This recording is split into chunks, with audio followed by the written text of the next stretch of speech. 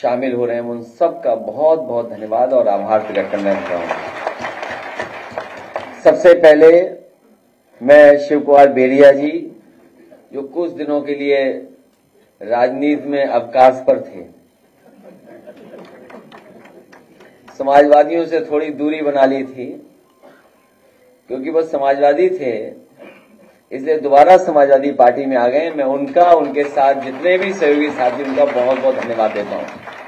इसी तरह रुश्दी मियां साहब, पूर्व विधायक, हमारे बहुत ही सहयोगी साथी, जो किसी कारण हमसे दूर हो गए थे, उन कारणों को दूर कर दिया है। रुश्दी अम्मा भाई अब हमारे साथ हैं, उनका भी बहुत धन्यवाद। उनके साथ तमाम सहयोगी साथी, उनका भी।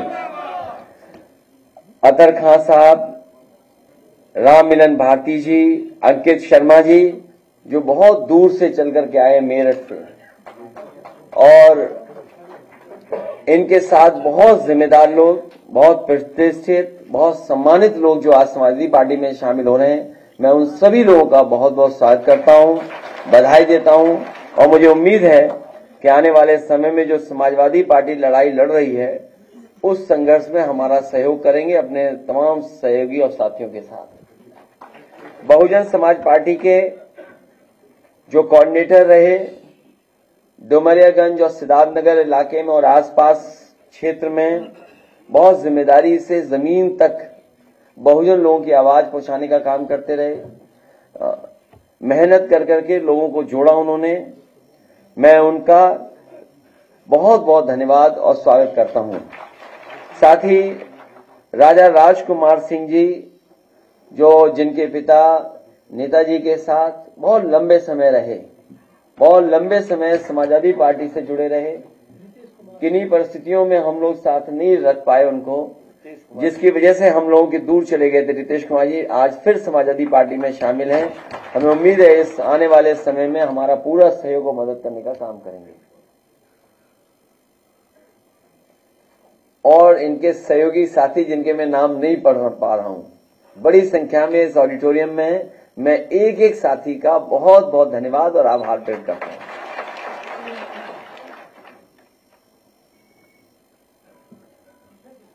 सर आज आप ज्वाइनिंग करा रहे, कल के दिन लखनऊ में बीजेपी और कथित तौर पर जो यादव समाज के लोग थे, उनकी तरफ से कार्यक्रम कराया गया। मनीष यादव नाम के युवा थे, मुख्यमंत्री मोहन यादव को बुला के कार्यक्रम रखा। मोहन यादव ने सीधे सीधे चैलेंज आपको किया, जो बातें उन्होंने कही कि यहाँ पर आएंगे किसी एक परिवार की नहीं है, समाज के लोग किसी एक चीज से नहीं जुड़ा हुआ। कैसे देखते हैं आप उनकी बात? ये सब मैंने जब आपके ही साथियों ने मुझसे सवाल पूछा था, ये बहुत पुरानी ट्रिक है और बीजेपी होशियार है।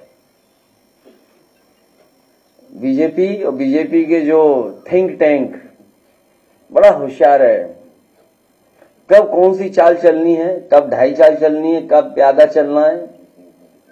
लेकिन हमारे पास बहुत सारे वजीर हैं, आप इनको पहचानते हैं? वो प्यारे मोहन हैं। उसी कार्यक्रम में इसलिए मैं कहना चाहता हूं, ये सब ओल्ड ट्रिक्स हैं। जब समाजवादी पार्टी अपना पीढ़ी परिवार बढ़ाने में जुट गई, तो इस लड़ाई को कैसे कमजोर किया जाए, कैसे ध्यान हटाया जाए, कैसे डिस्ट्रैक्ट किया जाए, उसका वो रास्ता अपना रहे हैं। लेकिन आपको दूसरा पहलू देखना चाहिए कि भारतीय जनता पार्टी के अपने ही लोग जिन्हें टिकट दी, कोई ना कोई बहाना ढूंढ रहे हैं, कोई ना कोई तरीका बता रहे हैं, या कोशिश कर रहे हैं कि उन्हें टिकट ना मिल जाए। तो इससे ज्यादा कमजोर भारतीय जनता पार्टी कब रही होगी, जब उनके ही लोग पार्टी या टिकट को छोड़ करके जा रहे हों। और फिर भारतीय जनता पार्टी को याद रखना चाहिए कि सिर्फ पेपर लीक से ही भाजपा के लगभग 2.25 लाख वोट लीक हो चुके हैं। इसकी भरपाई कहां से होगी? कितने वोट लीक कर गए उनके? 2.25 लाख। और भारतीय जनता पार्टी को कम से कम जनता का ये जवाब देना चाहिए कि अगर हम आंकड़े ठीक तरीके से जनता को समझा ले जाएंगे, तो जनता के सामने क्या जवाब होगा भारतीय जनता पार्टी का पास कि 1 लाख किसान आत्महत्या कर चुका है जब से भारतीय जनता पार्टी सरकार में आई है। 1 लाख किसान, और आंदोलन के तहत जिनकी जान गई वो भी हजारों हैं। ये वो लोग हैं जो 3 काले कानून लाए थे। कितने किसान शहीद हो गए, और आज भी किसान आंदोलन कर रहा है और एमएसपी मांग रहा है। क्या एमएसपी देने का इनके पास कोई रास्ता है? और रास्ता भी कैसे बनेगा जब उधार पैसा बढ़ गया हो, देश के ऊपर कर्ज बढ़ गया हो, जिस सरकार ने नोटबंदी की हो और उसके बाद कर्ज बढ़ा हो, और फिर 15 लाख करोड़ से ज्यादा किसान का कर्ज माफ नहीं किया, बड़े बड़े उद्योगपतियों का कर्ज माफ किया। और हो सकता है जिन किसानों का कर्ज माफ होना चाहिए नहीं किया, या हम दूसरे तरीके से देखें, वो कभी जांच का विषय भी हो सकता है कि जिन उद्योगपतियों का कर्ज माफ हुआ है, क्या उन्होंने इलेक्टोरल बॉन्ड्स तो नहीं दिए थे भारतीय जनता पार्टी को?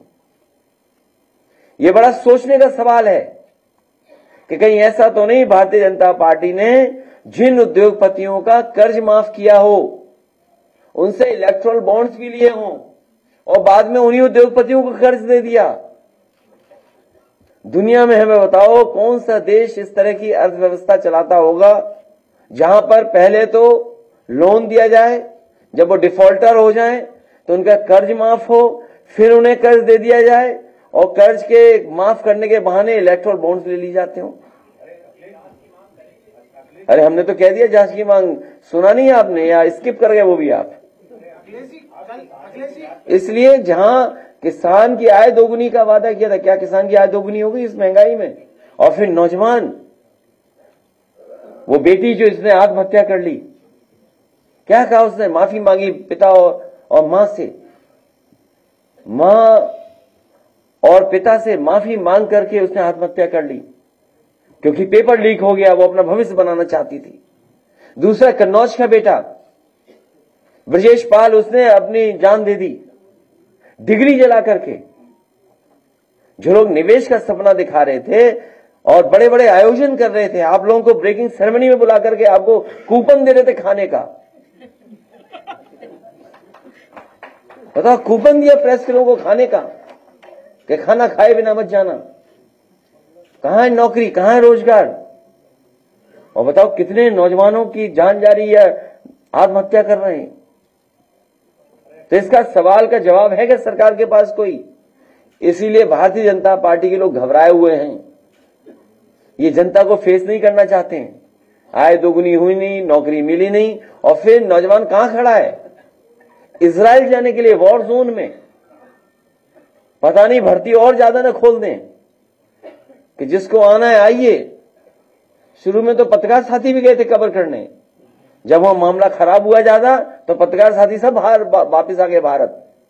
लेकिन अब नौजवान जा रहा है। सोचो कैसी सरकार है जो गरीबी को एक्सप्लॉइट कर रही हो, गरीबी को एक्सप्लॉइट कर रहे, गरीबों को एक्सप्लॉइट कर रहे हैं, क्योंकि नौजवान के हाथ में नौकरी रोजगार नहीं है। यहां पे वो मजबूरी में अपना भविष्य बनाने के लिए और परिवार की देखभाल के लिए वो विदेश जा रहा है, वो भी कहां? वॉर जोन में। रशिया भेज दिया, वहां लड़ रहे हैं बेचारे यूक्रेन में। तो ये सब सवाल हैं जिनका जवाब भारतीय जनता पार्टी के पास नहीं है। और डबल इंजन की सरकार को, या डबल इंजन की सरकार जो कहती है हम न जाने कितना मुनाफा और लोगों को लाभ पहुंचा रहे हैं, अभी किसान चाहे बुंदेलखंड हो या उत्तर प्रदेश के दूसरे हिस्से का, क्या उसकी डबल मदद हो रही सरकार से? कम से कम अब तो सरकार सोचे और डबल मदद करे उनकी। जो नुकसान हुआ है ओलावृष्टि और बारिश से और आंधी तूफान से, जो डबल इंजन की सरकार है, क्या किसानों की डबल मदद करेगी? दिल्ली और लखनऊ मिलकर के जो नुकसान हुआ है क्या भरपाई करेगी सरकार? कल कार्यक्रम मोहन यादव का था, नारे लग रहे थे अखिलेश यादव जिंदाबाद, दुहाई देने लगे कि यूपी में ससुराल है हमारी, कुछ वक्त दो। प्यारे मोहन जिंदाबाद। आप बेरोजगारों की बात कर रहे हैं, नौजवानों की बात कर रहे हैं, अग्निवीर की बात कर रहे हैं, पेपर लीक की बात कर रहे हैं, और ये सब सवाल के बाद सरकार के करते सरकार धर्म को आगे करती है और धर्म को आगे करने के बाद इन सब मुद्दों को जो है भटका देती है। इससे आप कैसे काउंटर करेंगे? आप जो इन सवालों का जवाब आज नहीं दे रहा है, उससे बड़ा कोई अधर्मी नहीं हो सकता।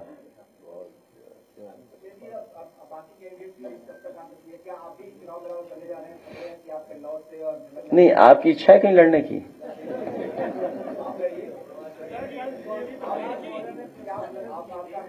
बहुत जल्दी तय हो जाएगा सब। अब बीजेपी की सूची देखिए आप, क्या सूची है वो, जो सब हारने वाले हैं।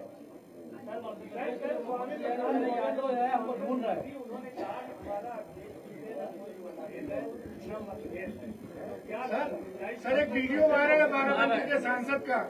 नहीं, जो बात आप कह रहे हो, सर वो बाराबंकी मौसम बदल गया। बाराबंकी के सांसद का वीडियो बताया जा रहा है, वायरल हो रहा है। क्या है, मैं सुना नहीं। बाराबंकी के एक सांसद का वीडियो किस पार्टी के हैं? किस पार्टी के? भाजपा के। मैंने देखा नहीं ना, मुझे जानकारी इस बारे में नहीं, मेरी जानकारी में नहीं है कुछ भी। नहीं, मेरी जानकारी में नहीं है सब बात। अजय मिश्रा नहीं, अजय मिश्रा टेनी को दोबारा टिकट दिया गया है किसानों के। तो आप बीजेपी से क्या उम्मीद करोगे भाई? बीजेपी क्या कहती, किसानों की आय दोगुनी होगी। क्या इस महंगाई में आय दोगुनी हो गई? 1 लाख किसान ने आत्महत्या की है अभी तक, जब से भारतीय जनता पार्टी की सरकार आई है। दुनिया में शायद इतना कर्ज किसी देश के ऊपर नहीं होगा। कर्ज उद्योगपतियों को दिया, उद्योगपतियों का कर्ज माफ कर दिया। और फिर ये जो घटना हुई थी तेजिंदर बिर्क की, तो जान बच गई तेजिंदर बिर्क की, उसकी भी जान चली जाती। और उन्हीं जिन पे आरोप थे, बताइए, टिकट दे रहे हैं। तो इससे किसान का क्या भला होगा? इससे जनता को समझ लेना चाहिए कि भारतीय जनता पार्टी कैसी पार्टी है। A party with difference. यही है कि जो चाहो सो करो और हम तो आपके साथ हैं। सर, जो आप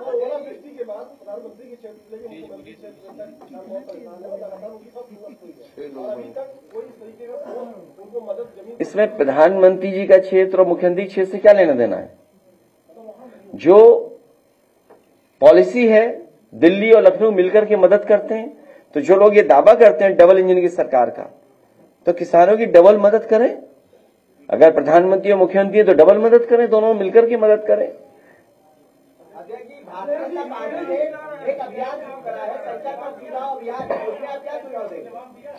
तुम क्या सीबीआई के चक्कर में पड़े हो?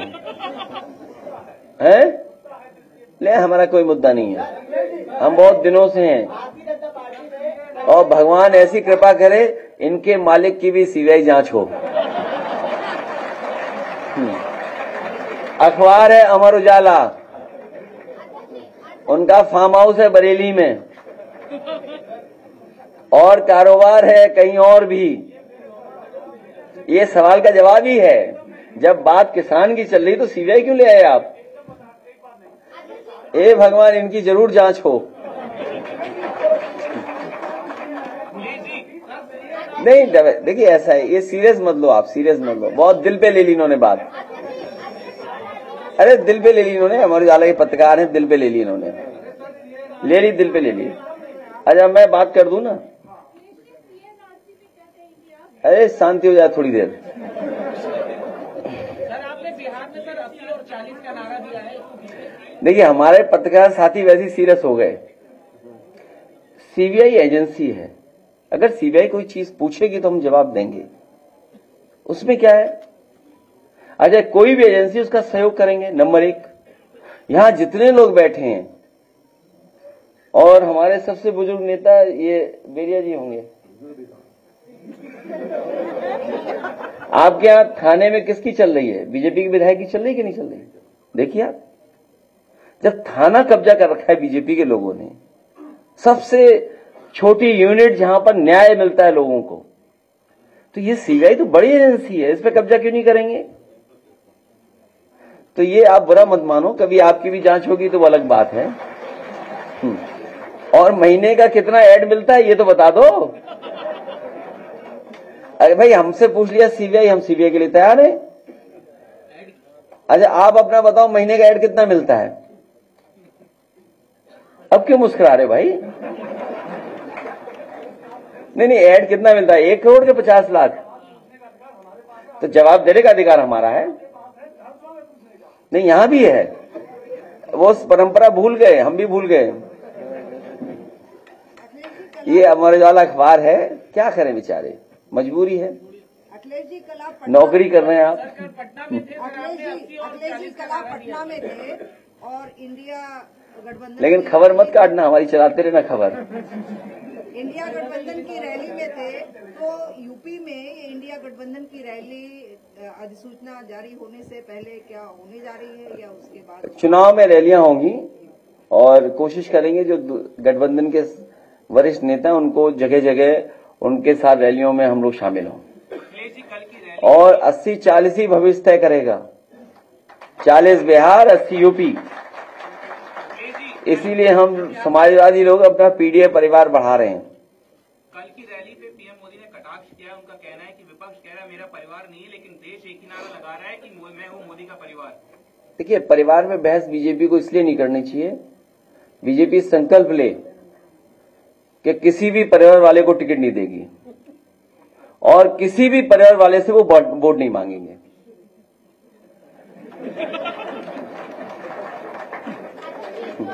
शिक्षक अभ्यर्थी प्रदर्शन कर रहे हैं और प्रकाश जावड़ेकर ने कहा ये समाजवादी पार्टी टोपी लगवा करके करवा रही है। क्या चीज? जो 68 शिक्षक अभ्यर्थी प्रदर्शन कर रहे हैं उनको ये जावड़ेकर ने कहा है कि लाल टोपी लगा कर ही प्रदर्शन। बीजेपी रहेगी तो नौकरी भी खत्म हो जाएगी, आरक्षण भी खत्म हो जाएगा। इसलिए कई मौकों पर कहा कि ये समुद्र मंथन की तरह संविधान मंथन का समय है। एक तरफ वो लोग हैं जो संविधान के रक्षक हैं और दूसरी तरफ वो लोग हैं जो संविधान के भक्षक हैं। जो अधिकार हैं वो छीने जा रहे हैं। इसमें सवाल किसी दल का नहीं है, उन बच्चों का है जो कई दिनों से, कई साल से वो न्याय मांग रहे हैं सरकार से। हम उन बच्चों को भरोसा दिलाते हैं जब कभी भी समाजवादियों को जनता ताकत देगी उनको न्याय देंगे और जो हक और सम्मान उन्हें मिलना चाहिए संविधान के तहत, उसके लिए लड़ाई समाजवादी पार्टी लड़ेगी।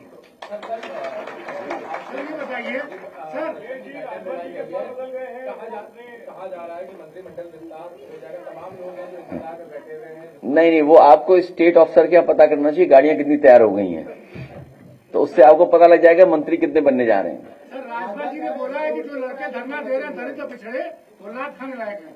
क्या? राजनाथ जी ने बोला है कि दलित और पिछड़े लड़के जो आंदोलन कर रहे हैं वो लात खाने लायक। वो खुद जाके वहां क्या खा रहे हैं? ये ठीक कह रहे हैं आप, वो क्या खा रहे हैं? अब तो पता ही लग गया होगा लोगों को क्या खा रहे हैं।